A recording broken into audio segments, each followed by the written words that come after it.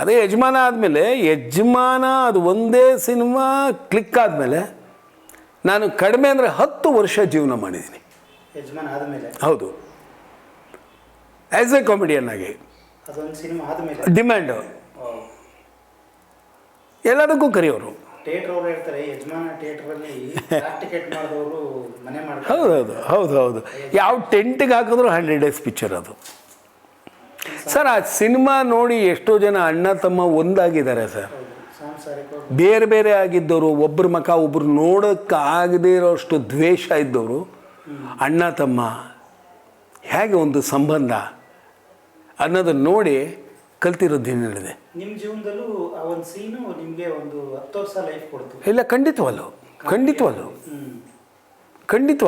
ಇವತ್ತೂ ನಾನು ಎಲ್ಲೇ ಹೋಗ್ತಾರೆ ಸರ್, ಯಜಮಾನ ಸೂಪರ್ ಸರ್. ಒಂದ್ ಚಿಕ್ಕ ಮಗು ಉಗುರ್ ಕಟ್ಬಿಟ್ಟ. ಚಿಕ್ಕ ಮಗು ಉಗುರ್. ಟಾಕ್ಸ್ ವಿತ್ ಯು ಲೈಕ್ ಮಾಡಿ, ಶೇರ್ ಮಾಡಿ, ಸಬ್ಸ್ಕ್ರೈಬ್ ಮಾಡಿ. Thank you. ಚೆನ್ನಾಗಿ ಕೇಳಿದ್ರೆ. ಈ ಜಂಗಿ ಪ್ರಸನ್ನ ಅಂತ ಏನಕ್ಕೆ ಕರೀತಾರೆ ಸರ್ ನಿಮ್ಮನ್ನ? ನೋಡಿ, ನಾನು ಪುಟ್ಟಣ್ಣವ್ರ ಪಿಕ್ಚರ್ ಮಾಡಿಬಿಟ್ಟು ಸೀಳು ನಕ್ಷತ್ರ ಅಂತ ಒಂದು ಸಿನಿಮಾ ಮಾಡ್ತಾಯಿದ್ದೆ. ಪ್ರಭಾಕರ್ರು, ಆರತಿ, ಜೈ ಜಗದೀಶು, ಸುಂದರಕೃಷ್ಣಸು, ಲೀಲಾವತಿ, ವಜ್ರಮುನಿ, ಬೇಬಿ ಇಂದ್ರ, ಮತ್ತು ಮೈಸೂರು ಲೋಕೇಶು, ಆಮೇಲೆ ಕಿಶೋರ್ ಕುಮಾರ್ ಅಂತ ಹೀರೋ ಸತ್ತೋದವನು, ಅವರು ಎಲ್ಲ. ನಾನು ಬೇಬಿ ಇಂದ್ರನ ಗಂಡ, ಚಿಕಾಗೋ ಚಿದಂಬರ ಅಂತ. ಬಟ್ ಏನು ಅಂತ ಹೇಳಿದ್ರೆ ನನಗೆ ಹೇಗೆ ಬಿಹೇವ್ ಮಾಡಬೇಕು ಅನ್ನೋದು ಗೊತ್ತಿರಲಿಲ್ಲ ಅವಾಗ. ತುಂಬ ತರಲೆ ಮಾಡ್ತಾಯಿದ್ದೆ ನಾನು. ಸೆಟ್ಟಲ್ಲಿ ಯಾವಾಗಲೂ ತರಲೆ ಮಾಡ್ತಾಯಿದ್ದೆ ಅಷ್ಟೇ. ಬರೀ ತರಲೆ ಮಾಡೋದು, ಯಾರಿಗೂ, ಹೀರೋಗೂ ಬಿಡ್ತಿರ್ಲಿಲ್ಲ, ಹೀರೋಯಿನ್ಗೂ ಬಿಡ್ತಾ ಇರಲಿಲ್ಲ, ಎಲ್ರಿಗೂ. ಅಲ್ಲಿ ಬಾಲಕೃಷ್ಣ ಕಾಕತ್ಕರ್ ಅಂತ ಕ್ರೈಮ್ ಟೈಮ್ಸು ಟಿ ವಿನಲ್ಲಿ ಇದು ಮಾಡ್ತಿದ್ರು, ಬ್ರೇಕ್ನ ನಂತರ ಅಂತ ಶುರು ಮಾಡಿದ್ರು. ಅವರು ಅಲ್ಲಿ ಅಸೋಸಿಯೇಟಾಗಿ ಇಲ್ಲ, ಅದು ಅವನು ಒಂದು ಯಾರು ಕ್ಯಾರೆಕ್ಟ್ರು ಏನೋ ಬಂದು, ಅವನು ಸುಮ್ಮನಿಲ್ಲಾರ್ದ ಮಾತು ಮುಂದೆ ಒಳ್ಳೆ ಜಂಗ್ಲ ಹಿಡ್ದಂಗೆ ಆಡ್ತೀಯಲ್ಲ. ಅದನ್ನು ನಮ್ಮ ಡೈರೆಕ್ಟ್ರು ನೋಡ್ಬಿಟ್ಟು, ಜಂಗ್ಲಿ ಸ್ವಲ್ಪ ಹಿಂಗೆ ಮಾಡಮ್ಮ ಅನ್ನೋರು. ಡಿ ವಿ ರಾಜಾರಾಮ್ ಅಂತ ದೊಡ್ಡ ಕ್ಯಾಮ್ರಾಮೆನ್ನು ಅವರು, ಜಂಗ್ಲಿ ಸ್ವಲ್ಪ ಲೆಫ್ಟಿಗೆ ಬಮ್ಮ, ರೈಟಿಗೆ ನೋಡಮ್ಮ ಅನ್ನೋರು. ಪ್ರೊಡಕ್ಷನ್ ಹುಡುಗರೆಲ್ಲ ಬಂದ್ಬಿಟ್ಟು, ಜಂಗ್ಲಣ್ಣ ಕಾಫಿ ಅನ್ನೋರು. ಕಾಸ್ಟ್ಯೂಮ್ನವ್ರು ಬರೋರು, ಜಂಗ್ಲಣ್ಣ ಕಾಸ್ಟ್ಯೂಮ್ ಅನ್ನೋರು. ಮೇಕಪ್ನವರು, ಜಂಗ್ಲಣ್ಣ. ಹಿಂಗಂದು ಜಂಗ್ಲಿಮಯ ಆಗೋಯ್ತು. ಆಮೇಲೆ ನಮ್ಮ ಮೊನ್ನೆ ರೀಸೆಂಟಾಗಿ ತೀರ್ಕೊಂಡ್ರು ಪ್ರೆಸ್ನವರು, DC ನಾಗೇಶ್ ಅಂತ. ಅವರು ಪ್ರಸನ್ನ ಮುಖಮುದ್ರಿಕೆ ಲಿಂಕನ್ ಅಂದ್ಬಿಟ್ಟು ಬರೀಬೇಕಾದ್ರೆ ಆವಾಗ ಜಂಗ್ಲಿ ಪ್ರಸನ್ನ ಅಂತ ಅವರು ಪೇಪರಲ್ಲೆಲ್ಲ ಬರೆದ್ರು. ಆಮೇಲೆ ಗಣೇಶ್ ಕಾಸರಗೋಡು, ತುಂಬ ಜನ ಪೇಪರ್ನವರು ಎಲ್ಲರೂ ಜಂಗ್ಲಿ ಅಂತ ಹಾಕಿದ್ರು. ಜಂಗ್ಲಿಮಯ ಆಗೋಯ್ತದು. ಆಗ ಮನೆಯಲ್ಲಿ ಲ್ಯಾಂಡ್ ಫೋನು, ನನ್ನ ಹೆಂಡತಿ ಇದ್ಲು. ಯಾರು ಫೋನ್ ಮಾಡಿದ್ರೆ, ಏನಮ್ಮ ಜಂಗ್ಲಿ ಇದ್ದಾರ ಅಂದ್ರೆ ಇವಳಿಗೊಂಥರ ಕಸಿವಿಸಿ ಆಗುತ್ತೆ. ಇದೇನಿದು ನಮ್ಮ ಯಜಮಾನ್ರು ಜಂಗ್ಲಿ ಇರ್ತಾರಲ್ಲ ಅಂತ. ಆ ಲೆವೆಲಾಗಿ ಆಮೇಲೆ ಬರ್ತಾ ಅಭ್ಯಾಸ ಆಗ್ಬಿಟ್ಟು, ತಾವು ಎಲ್ಲೋ ನೋಡಿದ್ರೆ ಜಂಗ್ಲಿ ಪ್ರಸನ್ನ ಅವ್ರ ಹೆಂಡತಿ ಅನ್ನೋರು. ಆ ಲೆವೆಲ್ಗೆ ಟ್ಯೂನಪ್ ಆಗ್ಬಿಟ್ಟಿದ್ಗಳು. ಈ ಥರ ಜಂಗ್ಲಿ ಪ್ರಸನ್ನ ಆಯಿತು. ಅದನ್ನು ಅಳ್ಸೋಕ್ಕಾಗಲಿಲ್ಲ. ಇವತ್ತು ಇಡೀ ಕರ್ನಾಟಕದಲ್ಲಿ ಪ್ರಸನ್ನ ಅಂದರೆ ಯಾರಿಗೂ ಗೊತ್ತಿಲ್ಲ, ಪ್ರಸನ್ನ ಕುಮಾರ್ ಅಂದರೆ ಯಾರಿಗೂ ಗೊತ್ತಿಲ್ಲ, ಜಂಗ್ಲಿ ಪ್ರಸನ್ನ ಅಂತಲೇ ಹೇಳ್ತಾರೆ. ಇವತ್ತು ಹುಬ್ಳಿ, ಧಾರವಾಡ, ಗುಲ್ಬರ್ಗ, ರಾಯಚೂರು, ಕಲಬುರಗಿ, ಇಟಗಿ, ಗದಗ 900 ಕಿಲೋಮೀಟ್ರಿಂದ ಬಂದವರು ನಮಗೆ ಗಾಂಧಿನಗರದಲ್ಲಿ ಅಲ್ಲಿ ಇಲ್ಲಿ ನೋಡಿದಾಗ ಜಂಗ್ಲಿ ಸಾರ್ ಅಂತಾರೆ, ಮಾತಾಡಿಸ್ತಾರೆ ಪ್ರೀತಿಯಾಗಿ, ವಿಶ್ವಾಸವಾಗಿ. ಸರ್, ನಿಮ್ಮದು ಮೂಲ ಎಲ್ಲಿಯವರು ಸರ್ ನೀವು? ಸರ್, ಮೂಲ ಅಂದರೆ ನಮ್ಮ ತಂದೆ ಅವ್ರದ್ದು, ನಮ್ಮ ತಾತ ಅವ್ರದ್ದೆಲ್ಲ ಚಾಮರಾಜನಗರ. ನಾವೆಲ್ಲ ಹೊಟ್ಟೆಪಾಡಿಗೆ ಬೆಂಗಳೂರು ಅಲ್ಲಿ ಇಲ್ಲಿ ಬಂದವರು, ನಮ್ಮ ತಂದೆ ಹಿಂದೆ ಬಂದವರು. ಆದ್ರೂ ಏನೋ ಒಂಥರ ಒಲವು. ಚಾಮರಾಜನಗರ ಅಂದರೆ ನಮ್ಮೂರು ಅಂತ ಒಂದು ಒಲವು ಇದೆ. ಚಾಮರಾಜನಗರದಲ್ಲಿ ಸರ್ ನಿಮ್ಮೂರು? ಚಾಮರಾಜೇಶ್ವರಿ ದೇವಸ್ಥಾನದ ಎದುರುಗಡೆ, ದೇವಸ್ಥಾನದ ಎದುರುಗಡೆನೆ. ಅಲ್ಲಿ ಪಚ್ಚಪ್ಪನ ಹೋಟ್ಲು ಅಂತ ನೀವು ಕೇಳಿರ್ಬೋದು. ಪಚ್ಚಪ್ಪ ಸರ್ಕಲ್ ಎಲ್ಲ ಸಂಬಂಧಿಕರು, ನಾವೆಲ್ಲ ಸಂಬಂಧಿಕರು. ಬಟ್ ನಾವೇನು ಚಾಮರಾಜನಗರದಲ್ಲಿ ಇರಲಿಲ್ಲ, ಹೋಗಿ ಬಂದು ಮಾಡ್ತಿದ್ವಿ ಅಷ್ಟೇ. ಯಾವಾಗಲೂ ಒಂದ್ಸಲ ಅದು ಇದ್ದೇ ಇರುತ್ತಲ್ವೇ, ಎಲ್ಲೇ ಹೋದ್ರೂ ಇದ್ದೇ ಇರುತ್ತೆ. ಹೌದು. ಸರ್, ಈ ಸೂರ್ಯವಂಶದಲ್ಲಿ ನಾನು ನಿಮಗೆ ಮನೆ ನೋಡಿದಾಗಲೂ ಕೂಡ ಭಯ ಆಯ್ತಿತ್ತು. ಸೀನ್ ಇದೆಯಲ್ಲ, ಒಂದ್ ಚಿಕ್ಕ ಮಗು ಉಗುರ್ ಕಟ್ಬಿಟ್ಟ. ಚಿಕ್ಕ ಮಗು ಉಗುರ್. ಟಾಕ್ಸ್ ವಿತ್ ಯು ಯಜಮಾನ ಸೃಷ್ಟಿಯಾಗಿದ್ದು ಹೇಗೆ ಅಂತ ನನಗೂ ಗೊತ್ತಿಲ್ಲ. ಅದನ್ನು ಡೈರೆಕ್ಟ್ರು ಇವರು ನಮ್ಮ ರವಿ ಶ್ರೀವತ್ಸ ಅವರೆಲ್ಲ ಏನೋ ವರ್ಕ್ ಮಾಡ್ತಾಯಿದ್ರಲ್ಲ, ನನಗೆ ಕ್ಯಾರೆಕ್ಟ್ರಿಗೆ ಅಂತ ಫಿಕ್ಸ್ ಆಯಿತು. ಸರಿ, ನಾನು ಸುಳ್ಳು ಹೇಳೋಕ್ಕೆ ಶುರು ಮಾಡಿದೆ. ಒಂದೇ ಒಂದು ಸೀನು, ಇಲ್ಲಿಂದ ಚಿಕ್ಕಮಂಗ್ಳೂರಿಗೆ ಹೋಗ್ಬೇಕಲ್ಲ ಕೆಲಿಗೂರು ಎಸ್ಟೇಟ್ಗೆ ಅಂತ ಸುಳ್ಳು. ಅಲ್ಲಿ ಚಂಪಕಧಾಮ ಬಾಬು ಅಂತ ಮ್ಯಾನೇಜರು. ಆ ಮ್ಯಾನೇಜರ್ಗೆ ಡೈಲಿ ಡೈಲಿ ನಂಗೆ ಪ್ರಾಣ ಹಿಂಡೋದು, ನಾನು ಇಲ್ಲ ಇವತ್ತು ಒಂದೇ ದಿವಸ ಫ್ರೀ ಇಲ್ಲ ನನಗೆ, ಸೀರಿಯಲ್ ಇದೆ, ಅದಿದೆ, ನಾಟಕ ಇದೆ ಅಂತ ಸುಳ್ಳು ಹೇಳ್ತಾ ಇದ್ದೆ. ಒಂದು ಫೈನ್ ಡೇ ಕಾನಿಷ್ಕ ಮುಂದೆ ಸಿಕ್ಕಿದ್ರೆ ಏನಾಯೋ ಹಿಂಗೆಲ್ಲ ಮಾಡ್ತೇವೆ, ನೀನೇ ಬೇಕು ಅಂದರೆ ಯಾಕೋ ಹಿಂಗೆ ಮಾಡ್ತಾಯಿದ್ದೀಯ, ಹಾಗೆ ಇಲ್ಲಮ್ಮ ನಾಳೆ ಒಂದು ದಿವಸ ಫ್ರೀ ಇದ್ದೀನಿ ಅಷ್ಟೇ ಅಂತ. ಫ್ರೀ ಇದ್ದೀನಿ ಅಂತ ತೆಗೆದುಬಿಟ್ಟು ಟಿಕೆಟ್ ಕೊಟ್ಬಿಟ್ಟ ಕೈಗೆ, ಚಿಕ್ಕಮಗಳೂರಿಗೆ ಹೊರಡಬೇಕು ಅಂತ. ನಾನು ರಮೇಶ್ ಭಟ್ಟು ಲಕ್ಷ್ಮಣ್ 3 ಜನ ಹೋದ್ವಿ. ಲಾಡ್ಜಲ್ಲಿದ್ವಿ. ಸರಿ, ಊಟ ಆಯಿತು, ಎಲ್ಲ ಆಯಿತು. ರಾತ್ರಿ ಮಲಗಿದ್ವಿ. ಬೆಳಗ್ಗೆ ಎದ್ಬಿಟ್ಟು ಬಂದು ಕಾರ್ ಬಂತು, ಸ್ಪಾಟ್ಗೆ ಹೋದ್ವಿ.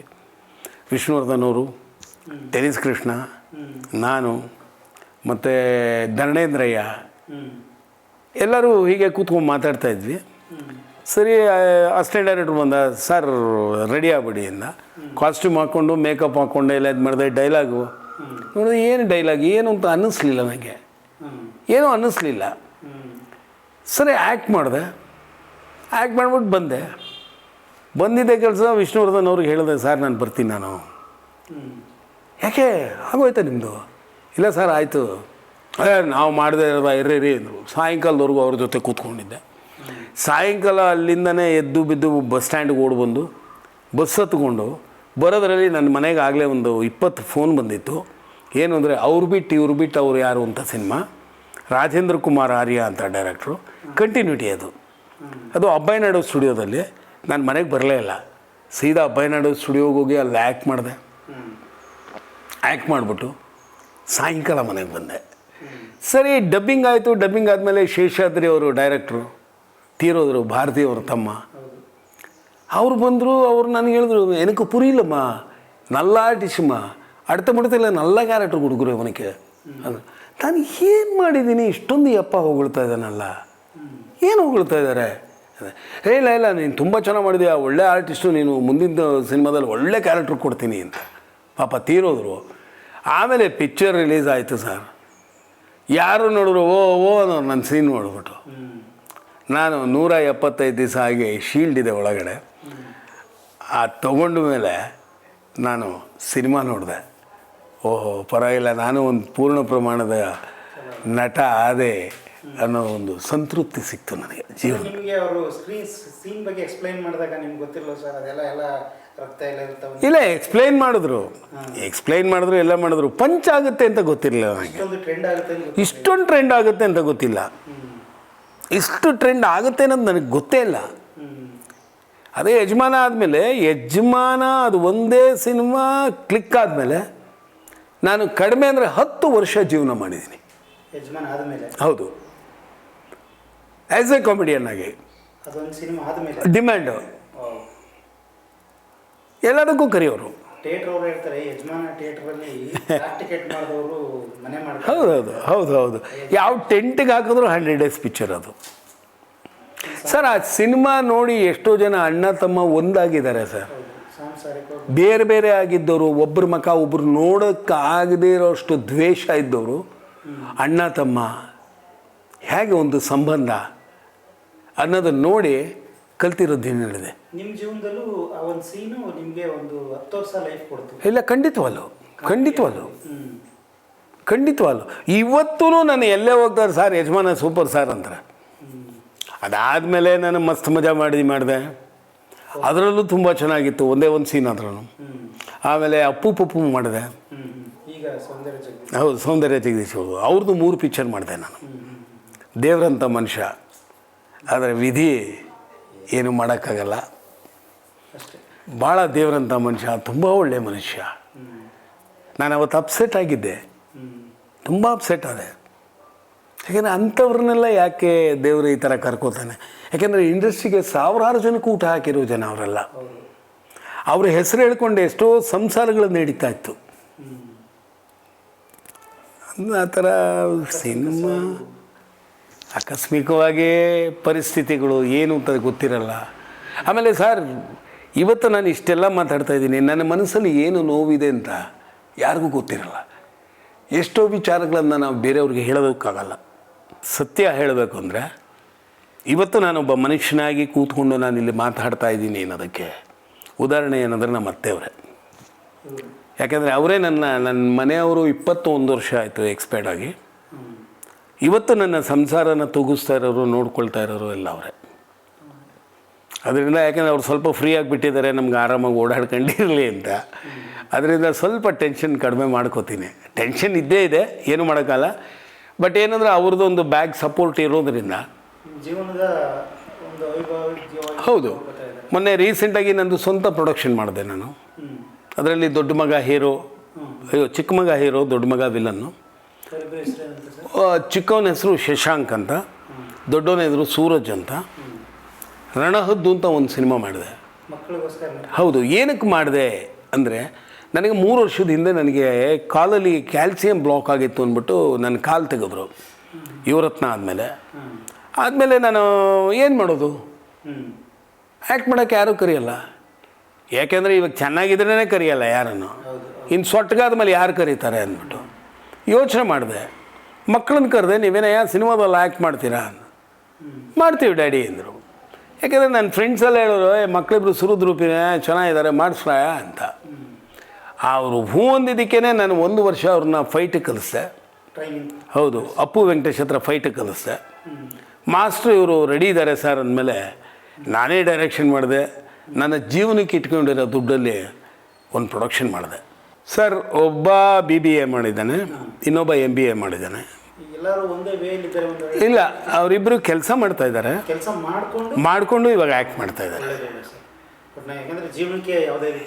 ಇಲ್ಲ, ತೊಂದರೆ ಆಗಬಾರ್ದು ಅನ್ನೋದಕ್ಕೋಸ್ಕರನೇ ಅವರಿಬ್ಬರು ಸೆಟ್ಲ್ ಆದಮೇಲೆ ನಾನು ಇಂಟ್ರೊಡ್ಯೂಸ್ ಮಾಡಿದ್ದೆ. ಈಗ next month release, May 2nd ವೀಕಲ್ಲಿ ರಿಲೀಸ್ ಮಾಡಬೇಕು ಅಂತ ಇದ್ದೀನಿ. ಎಲ್ಲ ಸೆನ್ಸರ್ ಆಗಿ ಎಲ್ಲ ಆಗೋಯ್ತು. ಆಮೇಲೆ ಥಿಯೇಟ್ರ್ಗಳು ಬುಕ್ ಆಗ್ತಾಯಿದೆ.